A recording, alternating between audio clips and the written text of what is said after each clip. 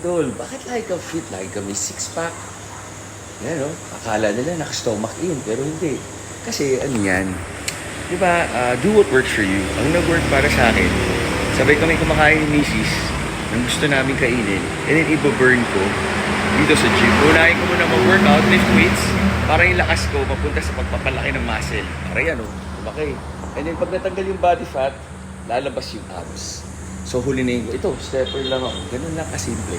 Natural sun, vitamin D. Nag-sunblock ako, syempre. Ayun. Ayun na yun. Ganun lang talaga. Consistent lang tayo, tuloy-tuloy.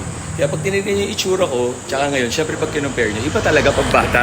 Ano tayong gagawa doon? Sa athletics, sa utak, sa katawan. Diba?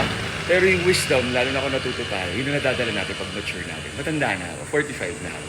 So yun lang. Tama kayo, mali ako, I'm not your doctor. Do what works for you guys. Happy, healthy. God bless. Yeah.